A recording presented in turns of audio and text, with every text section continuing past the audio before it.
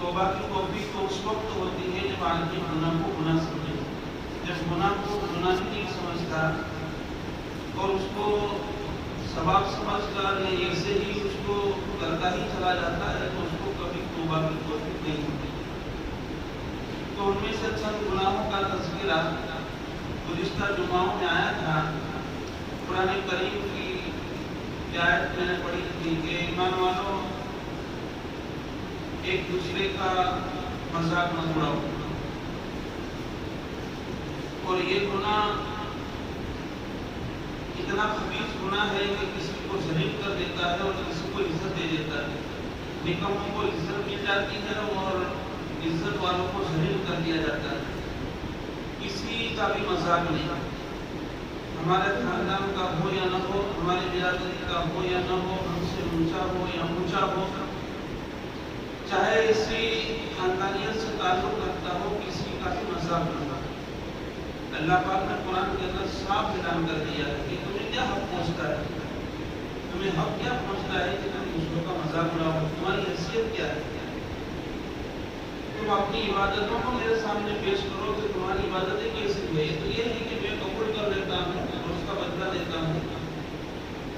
اگر دنیا کا کوئی بڑا آدمی اور اس کی سکون سے یہ عمل کیے جاتے تو ہمارے عمل کی کوئی نہ ہوتا۔ لا یسخر قوم من قوم، ایک دوسرے مرد کی مذاق نہ اڑاؤ، عسیٰ ان یکونوا خیرا منکم، ہو سکتا ہے کہ اس کی مذاق اڑائی جا رہی ہو تم سے بہتر ہو۔ ولا نساء من نساء، اور عورتیں بھی آپس میں ایک دوسرے کی مذاق نہ اڑائیں۔ عسیٰ ان یکن خیرا منہن، ہو سکتا ہے کہ اس عورت کی مذاق اڑائی جا رہی ہے وہ مذاق اڑانے والے سے بہتر ہو۔ ہمارے پاس کوئی تھرمامیٹر تو ہے نہیں، ہمارے پاس کوئی ایسا آلات تو ہے نہیں کہ ہم کسی کے پیشانی کے اوپر لگا کر بتا سکے کہ یہ اچھا ہے کہ برا ہے۔ وہ تو اللہ ہی کے ہاتھ میں ہے، وہ اتھارٹی اللہ نے رکھی ہے، اور اللہ ہی جان کر کل قیامت کے دن فیصلہ کرے گا کہ اچھا کون سا اور برا کون سا۔ اور حقیقت بھی یہ ہے مسلمانوں، کل قیامت کے دن بعض لوگوں کا فیصلہ جنت کی طرف ہوگا تو آدمی افسوس کرے گا کہ یہ آدمی جنت جس کی کوئی ویلیو نہیں تھی، جس کا کوئی مقام نہیں تھا سماج میں، اور ایسے ایسے سرماؤں کو موقع پر گھسٹ کر جہنم میں داخل کر دیا جائے گا جس کے چہرے کے اوپر مکھی بھی نہیں بیٹھتی تھی دنیا میں۔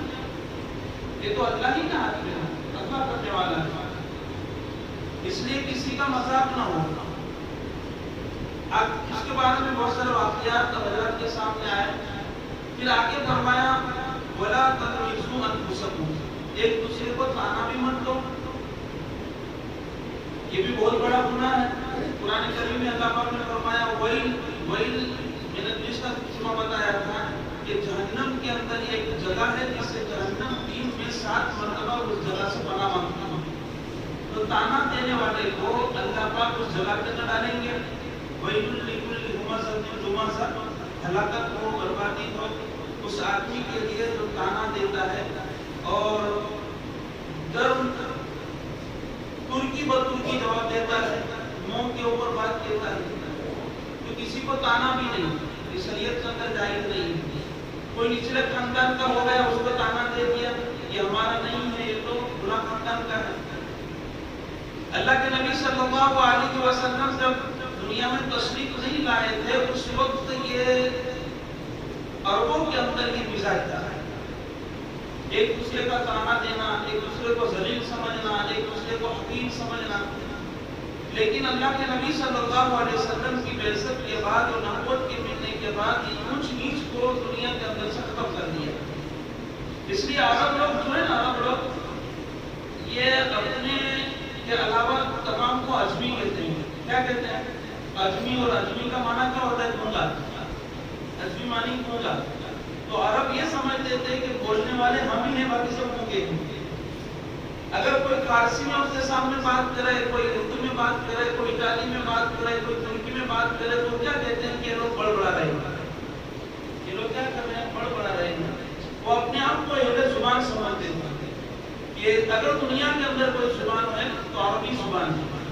لیکن اللہ کے نبی صلی اللہ علیہ وسلم نے آ کر اس چیز کو ملا دیا اور ختم کر دیا، اور حضرت بلال کو کعبے کی چھت کے اوپر چڑھا کر اذان دلوائی تاکہ ابو جہل کو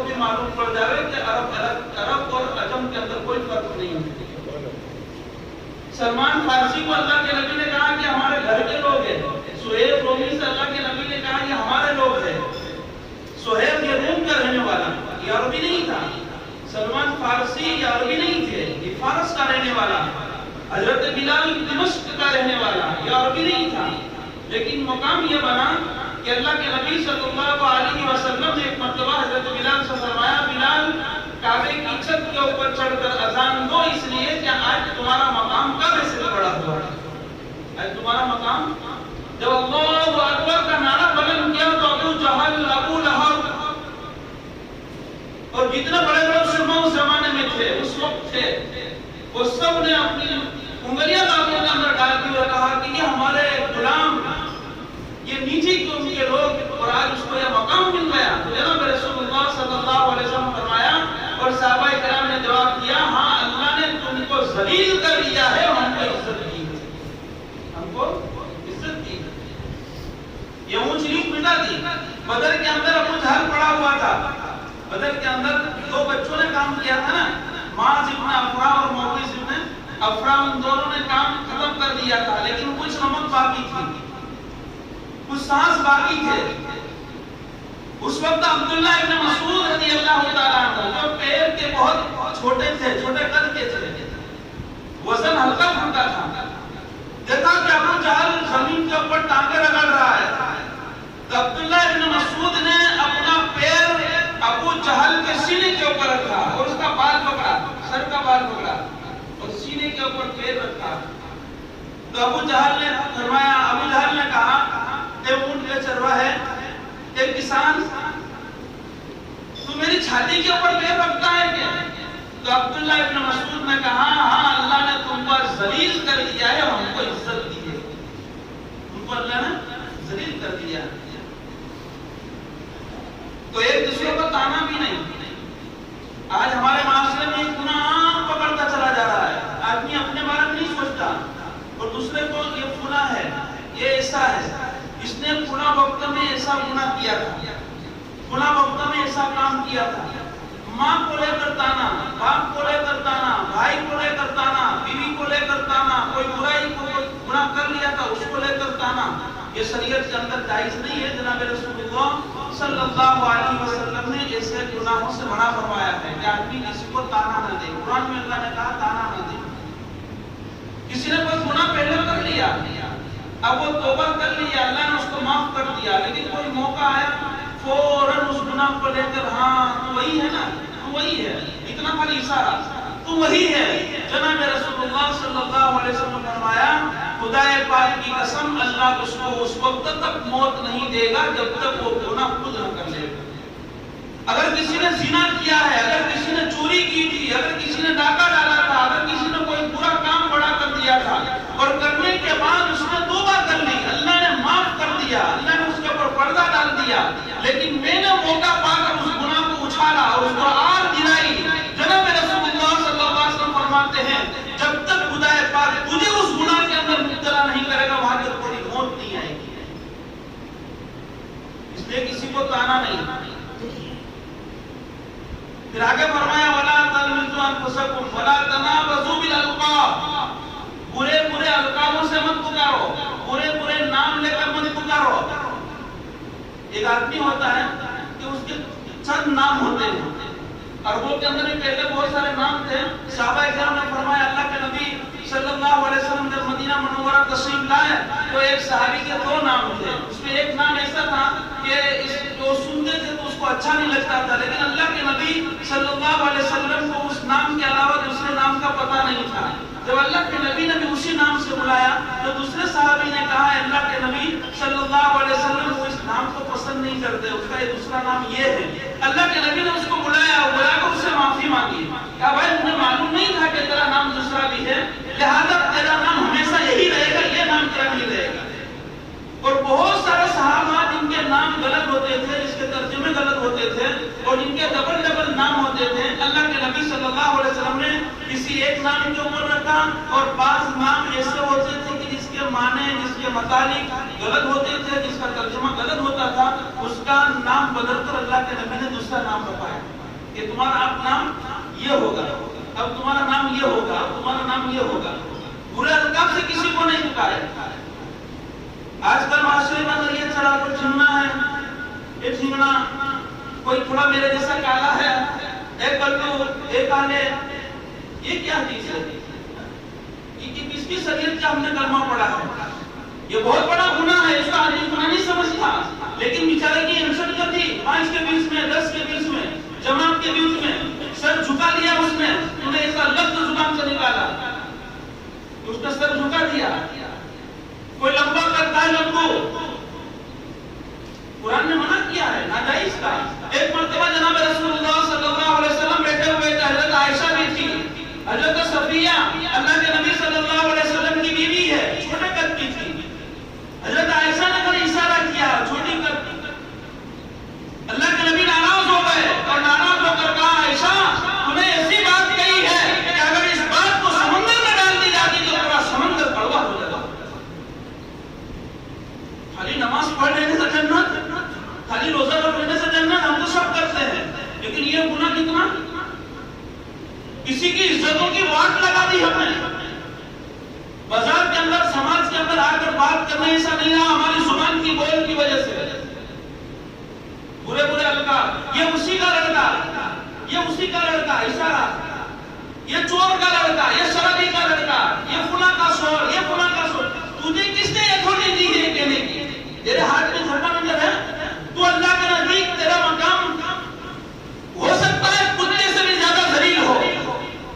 ایک جمعہ میں نے بتایا تھا نا، مولانا اشرف صاحب تھانوی سے کسی نے کہا تھا نا، کسی حاسد نے کیا کہا تھا؟ حضرت میرا کتا اچھا ہے کہ آپ اچھے ہو؟ میرا کتا اچھا ہے کہ آپ اچھے ہو؟ حضرت نے کہا حالت تو میں تیرے کتے سے اچھا ہوں، احتمالً میں جواب نہیں دے سکتا. حال کے اعتبار سے تو میں انسان ہوں، اور انسان اشرف المخلوقات ہے. اور اللہ نے قرآن میں بیان کیا ہے، والتین والزیتون وطور سینین وہذا البلد الامین لقد خلقنا الانسان فی احسن تقویم. میں نے جتنی بھی دنیا کے اندر مخلوق پیدا کی ہے، ان تمام کے اندر نمبر 1 پر میں نے انسان کو بنایا. فی احسن تقویم، بہترین ڈھانچے میں نے انسان کو بنایا ہے. تو حالت تو کتا ایک جانور ہے، حبیب جانور ہے. گھر کے اندر رہے تو رحمت کا فرشتہ نہیں آتے گھر میں. جس گھر کے اندر کتا ہو، 40 دن تک اس کی نماز قبول نہیں ہوتی، 40 دن کی اس کی تلاوت قبول نہیں ہوتی. کتے نے جس برتن کے اندر منہ ڈال دیا، اس کو 7 مرتبہ پانی سے دھونا ہے اور 8ویں مرتبہ مٹی سے مانجنا ہے.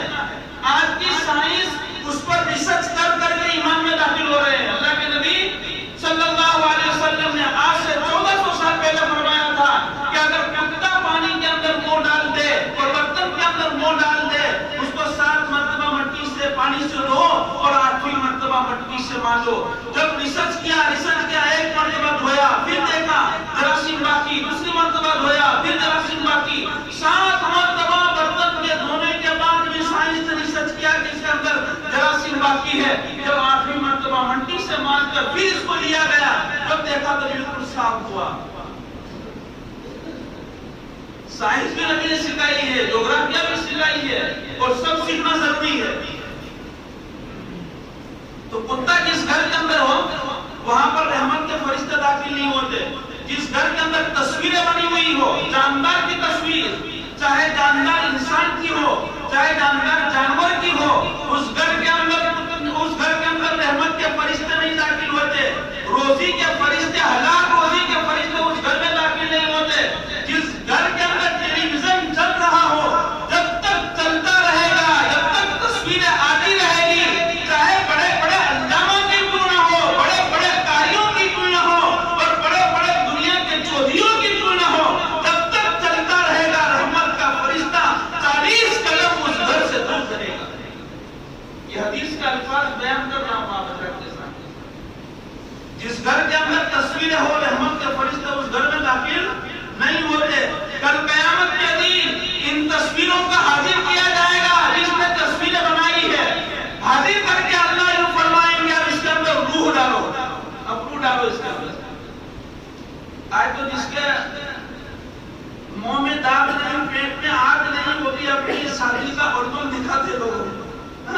وہ اتنا شوقین، اس کو اپنی نماز کبھی درست کرنے کا شوق نہیں، روزہ درست کرنے کا شوق نہیں، اس کو کبھی اپنی تلاوت اور قرآن درست کرنے کا شوق نہیں. مہمان آتے تو علم بتاتے ہیں، دیکھو میں یہاں کھڑا، دیکھو میں یہ دیکھو یہ بتاتے ہیں، اور خوشی دیکھنے والے دیکھتے ہیں اور چوائس کرتے ہیں، یہ بہت اچھا لگ رہا ہے، یہ بہت اچھا لگ رہا ہے، یہ برابر آگ اس کے اندر برابر پکڑی، یہ بہت اچھا لگ رہا ہے. حرام ہے، ناجائز ہے. شادیوں کے اندر فوٹوگرافی کروانا حرام اور ناجائز ہے. اب بند کرو، آ گیا بند کرنے کا وقت. میں نے گزشتہ بتایا تھا، اب یہ جھمیلے چھوڑو، شریعت و سنت کے اوپر آ جاؤ. خدا پاک کی قسم، جس قوم کی شریعت و سنت کے اوپر آئی ہے، اللہ پاک نے اس کو عزت دی ہے. کون جانب کے بدو، کون جانتے تھے میلاد کو، کون جانتا تھا حضرت عمر کو، کون جانتا تھا حضرت ابوبکر کو. حضرت عمر کے بارے میں تو لوگ یوں کہا کرتے تھے، کتاب کا قضا ایمان میں داخل ہو سکتا ہے، ایمان کے اندر عمر داخل نہیں ہو سکتا. لیکن جب اس نے اپنے ہاتھ کو نبی کے ہاتھ کے اوپر دے دیا، تو جس کو جانور چلانے کا طریقہ نہیں آتا تھا، اس نے دنیا کی انسانیت کو چلا کر دکھایا. اس لیے آج ہم ذلیل ہو چکے ہیں، ہم رسوا ہو چکے ہیں. قرآن کو چھوڑ کر، احادیث کو چھوڑ کر، نبی کی بات کو چھوڑ کر ہر جگہ کے اوپر مسلمان مارے جا رہے ہیں، مسلمان کاٹے جا رہے ہیں، مسلمان ذلیل ہیں. ایک بچے کو پکڑ کر 5-5 10 آدمی پیٹ رہے ہیں اور شری رام کے نعرے بلوائے جا رہے ہیں. کیا وجہ ہے اس کی؟ میرے گناہوں کی وجہ سے ہو رہا ہے، میرے گناہوں کی وجہ سے. اس لیے علامہ اقبال نے کہا نا، شور ہے دنیا سے مسلمان نابود، ہم کہتے بھی تھے کہیں مسلم موجود، وجہ میں تم ہو نصارا تو تمدن حنود، مسلمان جنہیں دیکھ کر شرما ہے یہود. اور یہود شرماتا ہے مسلمان کو دیکھ کر. علامہ اقبال کہتے ہیں کہ مسلمان ہے نہ دکھا تو صحیح، مسلمان کہاں بستے ہیں. شادیوں کے اندر قاضی صاحب آئے یا نہ آئے، مولانا صاحب آئے یا نہ آئے، لیکن سونوگرافی والا پہلے پہنچ جاتا ہے، دروازے کے اوپر ہی لگا دیتا ہے، آ جاؤ انٹری ہو رہی جہنم کی انٹری ہو رہی ہے. اور لاکھوں روپے، ہزاروں روپے نکاح کے 500 روپے قاضی کو دینے کے لیے وہ فرصت نہیں، وہ بھی تک باقی پڑے ہوئے ہیں. لیکن یہ ایڈریس جمع کراتے ہیں، یہاں پر پہلے جمع کراؤ اتنے روپے. دلہن اپنی دلہن اور آنے والی بیوی اور آنے والی زوجے کا چہرہ بعد میں دیکھتا ہے تو وہ سونوگرافی کرنے والا زانی تمہاری بیوی کو اسٹینڈ کے اوپر ننگا کر کے اس کے فوٹو لیتا ہے. شرم نہیں آتی حاجی صاحب؟ شرم نہیں آتی نمازی صاحب؟ شرم نہیں آتی مجھے؟ کس کا دعویٰ کر رہا ہے کہ تم محمدی ہے؟ اب بہت ہو گیا. تیری ماں بھی، تیرے دلہا بھی کھڑا ہے، دلہن بھی کھڑے ہیں، اس کے دوست کھڑے ہیں. دلہا چلا جاتا ہے، دلہن کے بعد اس کے فرینڈ کے اندر کون آتا ہے؟ فرینڈ گھر سے آیا تو ٹھیک ہے، لیکن بوائز کوئی بھی دلہن کی فرینڈ رہتے ہیں، وہ سائڈ پر اندر کھڑے ہوتے ہیں. کندھے کا کوئی کندھا، زمین کہاں پڑی ہوتی ہے، کہاں پڑی ہوتی ہے. یہ اللہ کا حکم ہو تو اس کا بھی نکلنے ظاہر ہوتا ہے. ابھی اس کو نکل، جس چیز کو نبی مٹانے کے لیے آئے تھے، جس کو ختم کرنے کے لیے آئے تھے، اور آج تو نماز بندر ایسا کام کر رہا ہے. میں گناہ کی باتیں یہ اس لیے کر رہا ہوں کہ ابھی بڑی بڑی راتیں آ رہی ہے، بڑے مہینے آ رہے ہیں، پاک ہو جاؤ، صاف ہو جاؤ. اب حالات آئے دن بدتر سے بدتر ہوتے چلے جا رہے ہیں. ہم اپنی آخرت بنا رہے ہیں، اپنی قبر بنا رہے ہیں. ایک دوسرے کو برے الفاظ سے پکارنا، کوئی چھوٹا کر والا ہے تو اس کو چونا کہنا، کوئی کالا ہے تو اس کو کالیا کر کے پکارنا، شریعت کے اندر جائز نہیں، بہت بڑا گناہ ہے. ہاں اگر کسی کا کوئی ایسا نام ہو کہ وہ نام لینے سے وہ ناراض نہ ہوتا ہو، وہ خوش ہوتا ہو، تو اس نام سے اس کو پکار سکتے ہیں. جیسے کہ پاس دفعہ کا نام کچھ الگ ہوتا ہے، لیکن مارکیٹ کے اندر، بازار کے اندر، گھر کے اندر کوئی دوسرا ہی نام مشہور ہو گیا، تو اسی کے نام سے اس کو بلایا جا رہا ہے، وہ خوش ہے، تو اس کے اندر کوئی گناہ نہیں ہے، اس کے اندر کوئی قباحت نہیں ہے. وَلَا تَلْمِزُوا أَنفُسَكُمْ وَلَا تَنَابَزُوا بِالْأَلْقَابِ، برے القاب سے مت پکارو، برے القاب سے پکارنا جائز نہیں ہے. پھر اللہ پاک نے آگے فرمایا، یا ایھا الذین آمنوا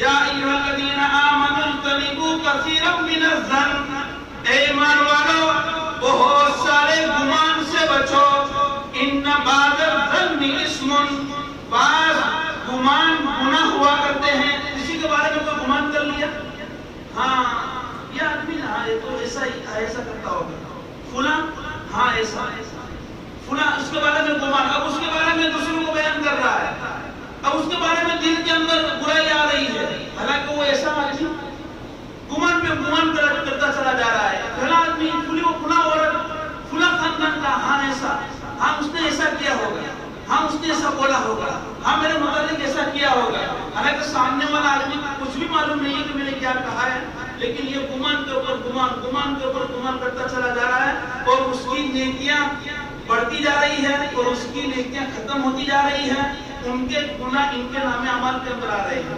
اس لیے کسی کے بارے میں کوئی برا، ہاں اچھا گمان جائز ہے، بھائی فلاں آدمی جو ہاں اور رات کو تہجد پڑھتا ہوگا، فلاں آدمی ہاں ماں باپ کی خدمت کرتا ہوگا، فلاں آدمی حیا وقت پر زکات نکالتا ہوگا، فلاں آدمی کیونکہ ہاں یہ روزہ رکھتا ہوگا پابندی کے ساتھ، یہ ثواب ہے، اس کے اندر نیکیاں ملتی ہے۔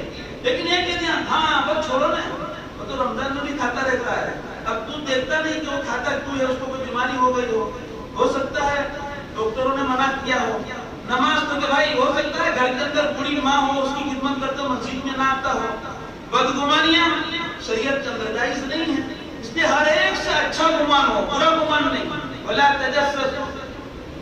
پھر آگے اللہ پاک نے فرمایا ان بعض الظن اسم ولا تجسسوا، ایک دوسرے کی تہمت مت پڑھو، تجسس مت کرو، جاسوسیاں مت کرو، جاسوسیاں یہ ایسا کرتا کیوں، ہاں کیوں چلا گیا فلیٹ میں، سود دیا ہوگا، بیاج دیا ہوگا، یہ کیوں گیا وہاں پر، دیکھتے بڑا کیسے گیا، یہ اتنا آگے کیوں چلا گیا، اس کا دھندا کون سا ہے، اس کا کاروبار کون سا ہے، اب اس کے پیچھے لگ گیا، اس کے ٹو میں لگ گیا، اب کسی بھی طریقے سے وہ نیچے گر جائے، کوئی نہ کوئی ہلا بہانا لوگوں کے اندر کہ یہ ایسا تھا، برائیاں اس کی شروع، تجسس کے اندر، تجسس، اس کی بیوی کیا کر رہی ہے، اس کی ماں کیا کر رہی ہے، اس کے گھر میں کیا چل رہا ہے، اس کے گھر میں کیا پک رہا ہے، قرآن نے حرام کہا ہے، ناجائز کہا ہے، کسی کی تجسس نہیں، کسی کی ٹوہ میں پڑنا نہیں۔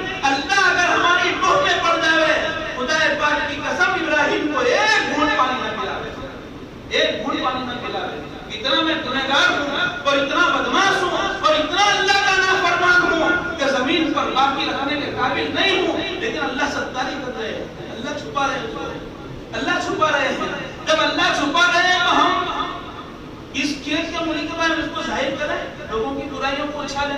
ہاں بعض ایسی برائیاں ہوتی ہیں کہ اللہ کے نبی صلی اللہ علیہ وسلم فرمایا کہ اس کو ظاہر کرنے سے گناہ نہیں ہوتا، مثلا کے طور پر کوئی آدمی ظالم ہے، ظلم کر رہا ہے، تو اس کے ظلم سے لوگوں کو بچانے کے لیے اس کی خامیاں بیان کرنا یہ شریعت میں جائز ہے کہ بھائی یہ ایسا ظالم آدمی ہے۔ کوئی آدمی ٹوپی گھما رہا ہے ادھر کا ادھر کو کاروبار کے اندر، اللہ معاف فرما رہے، اللہ معاف فرما رہے، لا الہ الا اللہ، اور اندر قاضی بلائیں گھوم رہی تھی، سینیٹائزر آ گیا، نہیں آ گیا، ہاتھ صاف کرو، دن میں کتنی مرتبہ صاف کرو، لیکن یہ تو سینیٹائزر لگا، یہاں تو سینیٹائزر لگا ذکر کا کہ اللہ سے ہوتا ہے، اللہ کرتا ہے، اور ایک مرتبہ جھوٹ بولنے سے 70 میل یا کتنے میل، 3 میل فرشتہ دور چلا جاتا ہے۔ دل کے اندر تو سینیٹائزر لگاتے رہے، ہاتھ کے اندر سینیٹائزر لگاتا ہے کہ کیڑے صاف کرو، ہاتھ میں چپک گئے ہیں۔ تو ایسا کہ کوئی دھندے کے اندر ہیرا پھیری کر رہا ہے، ٹوپیاں پہنا رہا ہے، ادھر کا ادھر کر رہا ہے، تو دوسرے سے اگر کاروبار وہ کرنے جا رہا ہے تو سامنے والے کو متنبہ کر دینا اور باخبر کر دینا کہ بھائی دیکھ تو کر رہا ہے صحیح ہے، لیکن اس کی عادت یہ ہے، اس کی خصلتیں یہ ہیں، تو یہ غیبت کے اندر داخل نہیں ہے، اور اس کے اندر تجسس کا گناہ بھی نہیں ہوگا، اور اس کے اندر کوئی برائی نہیں ہوگی، اس لیے کہ ہم نے ایک آدمی کو دھوکے سے بچایا ہے۔ فرمایا ولا تجسسوا ولا یغتب بعضکم بعضا، ایک دوسرے کی غیبت بھی مت کرو، ایک دوسرے کی غیبت، اور غیبت کہتے ہیں جناب رسول اللہ صلی اللہ علیہ وسلم نے فرمایا کہ کسی کے متعلق ایسی بات کہنا کہ اگر وہ سامنے والا سنے تو اس کو اچھی نہ لگے، اس کو غیبت کہا جاتا ہے۔ اس کو چاہے وہ منہ در منہ بات کرے، ترکی و ترکی بات کرے، در رو در بات کرے، تو तो भी गिबत के अंदर शामिल होगा, और पीठ के पीछे बात करे तो भी गिबत में शामिल होगा। ऐसी बात अपने भाई के मुतालिक करना कि अगर वो सुन लेवे तो उसको पसंद ना आवे, इसको गिबत कहा जाता है। ये गिबत भी बहुत बड़ा गुनाह है। कुरान करीम में अल्लाह ने फरमाया वला यगतब बअदुकुम बअदा अयहब्बु अहदुकुम मन यअकुल लहमा अखीहि मैता। क्या तुम चाहते हो कि अपने मरे हुए भाई का गोश्त खाओ? मरे हुए भाई का गोश्त खाना और गिबत करना ये दोनों बराबर है। मरे हुए भाई का गोश्त खाना। एक मर्तबा जनाब रसूलुल्लाह सल्लल्लाहु अलैहि वसल्लम मदीना के रास्ते से गुजर रहे थे, तो सहाबाए किराम किसी तीसरे के बारे में कुछ बातें कर रहे थे। अल्लाह के नबी सल्लल्लाहु अलैहि वसल्लम को मालूम पड़ गया तीसरे के बारे में कुछ बातें हो रही है। दोनों को आगे लेकर गए, एक कोड़ा करकट के ऊपर मरा हुआ गधा पड़ा था। अल्लाह के नबी ने फरमाया तुम दोनों ये खाओ, मरे हुए गधे को खाओ। सहाबाए किराम ने कहा अल्लाह के नबी सल्लल्लाहु अलैहि वसल्लम मरा हुआ गधा, ये भी गधा हराम और मरा हुआ गधा। फरमाया कि जिसके मुतालिक तुमने बात की है उसका गुनाह ऐसा ही है गोया कि तुमने अपने मरे हुए भाई का गोश्त खाया। आज इसको गुनाह ही नहीं समझा जा रहा, गिबत करने को गुनाह ही नहीं समझा जा रहा है। औरतों की मजलिस से इल्ला माशाअल्लाह गिबत से खाली हो, और मर्दों की समझदार की मजलिस से भी इल्ला माशाअल्लाह उससे खाली हो। गिबतें गिबतें गिबतें गिबतें।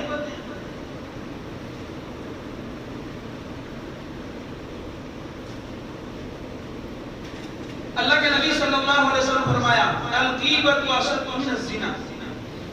ज़िना से भी बड़ा गुनाह गिबत है। और ज़िना का गुनाह कितना बड़ा है?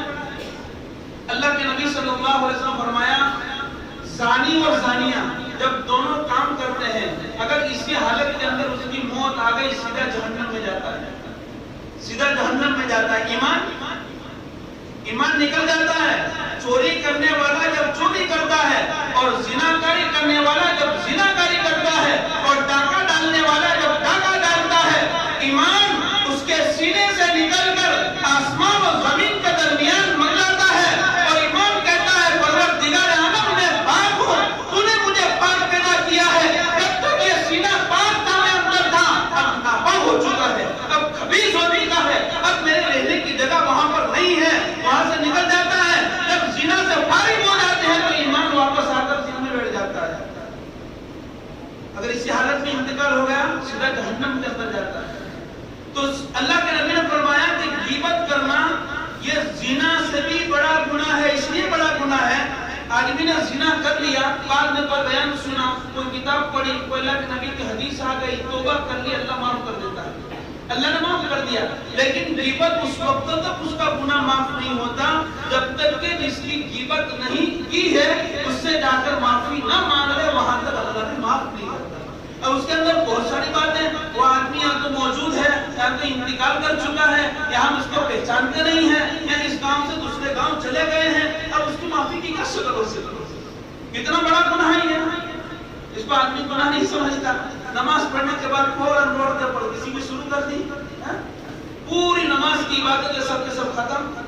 तो जनाब रसूलुल्लाह सल्लल्लाहु अलैहि वसल्लम ने फरमाया कि गिबत बहुत बड़ा गुनाह है। लेकिन एक होता है अरबी के अंदर गिब्ता।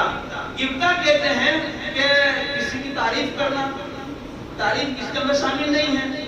जैसे तारीफ किसी का नहीं कि बहुत अच्छा आदमी है, उसके पीठ के पीछे, तो इसके अंदर सवाल है, इसके अंदर नेकी है कि भाई ये नमाजी आदमी है। हालांकि नमाजी सामने वाला है या नहीं है, लेकिन उसका गुमान अच्छा है, नमाजी आदमी है, उसकी कोई नेकी को लेकर बयान कर लिया, तो उसके ऊपर सवाब है। ये गिबत नहीं है, गिब्ता है। और उसकी नमाज को देखकर, उसके अमाल को देखकर रश करना कि मैं भी ऐसा करूं, मैं भी ऐसा बन जाऊं, इसको रश कहा जाता है, इसको भी गिब्ता भी कहते हैं। ये जायज है। किसी को खत्म करके अपने को बड़ा बनना, ये शरीयत के अंदर मना है। तो जनाब रसूलुल्लाह सल्लल्लाहु अलैहि वसल्लम ने फरमाया समझदार और होशियार आदमी ये है कि मौत आने से पहले पहले मौत की तैयारी कर ले। और मौत की तैयारी यही है कि अपने आप को गुनाहों से बचा ले। मौत का कोई भरोसा नहीं, कब मौत आ जावे, किस वक्त मौत आ जावे ना। छोटे छोटे मामूली मुसरत और बहाने के अंदर लोगों की अमवात हो रही है। हमारा भी कोई भरोसा नहीं कि ये जुमा के अंदर हम जिंदा है और आइंदा जुमा हमारा नाम बदल जाए। اس لیے اپنی زندگی کے اندر جو بھی گناہ ہو اس سے اللہ سے معافی مانگنا چاہیے. ایک دوسرے کی مذاق نہ ہو اور ایک دوسرے کی غیبت نہ ہو, ایک دوسرے کا تجسس اور توہین نہ پڑے, ایک دوسرے کی برائی بیان نہ کرے. یہ بہت بڑا گناہ ہے, اس کو قرآن نے منع فرمایا. پھر آگے اللہ پاک نے فرمایا یا ایھا الذین آمنوا انا خلقناکم من ذکر و انثی وجعلناکم شعوبا وقبائل لتعارفوا ان اکرمکم عند اللہ اتقاکم. اے ایمان والو, اے دنیا کے مردوں اور عورتوں, میں نے تم کو ایک ہی مرد اور ایک ہی عورت سے پیدا کیا ہے. ایک ہی مرد اور ایک ہی عورت. اِنَّا خَلَقْنَاكُم مِّن ذَكَرٍ وَأُنثىٰ وَجَعَلْنَاكُم شُعُوبًا وَقَبَائِلَ لِتَعَارَفُوا. لیکن میں نے تم کو بانٹ دیا, کسی کو پٹھان بنا دیا, کسی کو کھان بنا دیا, کسی کو گاچی بنا دیا, کسی کو شیخ بنا دیا. کیوں؟ لِتَعَارَفُوا, تاکہ تم پہچانے جاؤ. بھائی ابراہیم نام کے 5 آدمی ہیں. کون ابراہیم؟ تو فلاں پٹھان. کون ابراہیم؟ تو فلاں شیخ. کون ابراہیم؟ تو فلاں گھاچی. یہ اندر تمہارے تعارف کے لیے قبیلے بنائے ہیں. کون تو کہ قریش, کون تو کہ بنو امیہ, کون تو کہ ہاشم, کون تو کہ فارسی, کون تو کہ دمشق کا رہنے والا. لیکن ان اکرمکم عند اللہ اتقاکم, تمہارے اندر تمہارا اللہ کے نزدیک تمہارا مقام اسی آدمی کا ہوگا جو اللہ سے ڈرتا ہو. ان اکرمکم عند اللہ اتقاکم. اے دنیا کے انسانوں, بلال دمشق کا رہنے والا, علماء نے یہ حلیہ بیان کیا ہے. اس کا چہرہ کالا تھا, قد کے اعتبار سے چھوٹے تھے, دانت موٹے اور پیلے تھے, آنکھیں چھوٹی اور سرخ تھی, اور سر گندا اور بڑا تھا, اور جسم کے اعتبار سے کالے غیر مقبول صورت تھے. لیکن دنیا کے انسانوں کو بتا دیا, کعبے کی چھت کے اوپر چڑھا دیا, اس لیے کہ آج ابو جہل, ابو لہب اور بلال ان تمام کے اندر مقام بلال کی بنا ہوا ہے. اس لیے کہ اللہ سے ڈرتا ہے, اللہ سے ڈرتا ہے. ابو لہب کا معنی کیا ہوتا ہے؟ چمکتا ہوا, چمچماتا ہوا, تمتماتا ہوا ستارہ اور سونا. لیکن کیا بنا؟ تبت یدا ابی لہب, تبت یدا ابی لہب. تو اپنے آپ کو بڑا سمجھتا ہے, لیکن اللہ فرماتا ہے ہلاک ہو جاوے اور برباد ہو جاوے ابو لہب. کیا کہا؟ تباہ ہو جاوے اور برباد ہو جاوے ابو لہب. اور بلال کے بارے میں کیا کہا؟ ہنیئا لک یا بلال, ہنیئا لک یا بلال, ہنیئا لک یا بلال. بلال تیرے لیے خوشخبری ہو. اللہ کے نبی جلدی بتا دیجیے, فرمایا بلال سب سے پہلے جنت میں تو داخل ہوگا. سب سے پہلے جنت میں تو داخل ہوگا. اعتراض اٹھا ہے, سب سے پہلے جنت میں تو اللہ کے نبی جائیں گے, بلال تو امت ہی ہے, امت ہی جنت میں کیسا جائے گا؟ جناب رسول اللہ صلی اللہ علیہ وسلم نے فرمایا کل قیامت کے دن جس سواری کے اوپر بیٹھ کر میں جنت میں جا رہا ہوں گا, وہ سواری کی لگام کسی اور کے ہاتھ میں ہوگی. اچانک وہ لگام چھوٹ جائے گی. اب اعلان ہوگا بلال کہاں ہے, بلال کہاں ہے.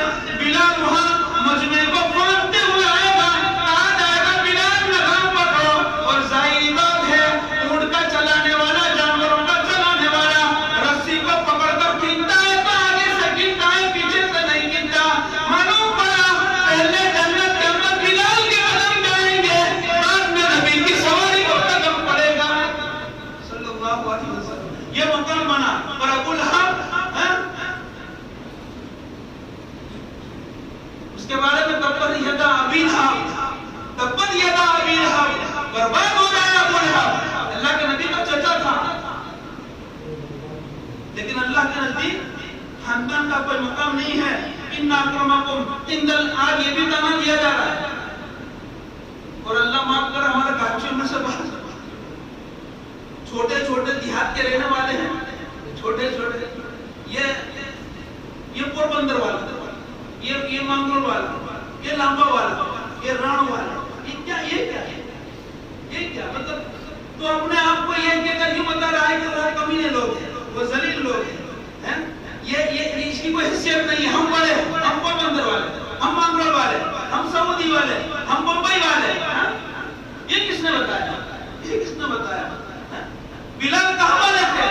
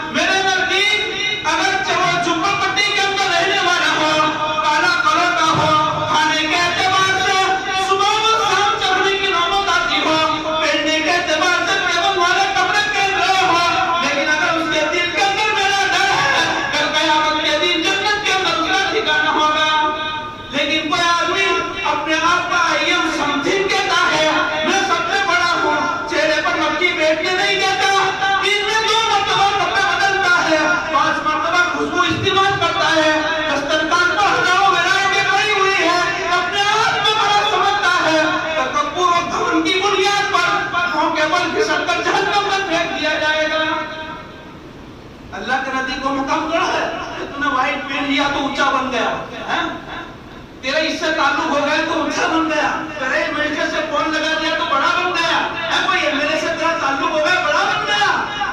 کون کہتا ہے یہ؟ قرآن کو پڑھو، قرآن پڑھو تو قرآن کے اندر بڑا قسمت آ جاتا ہے۔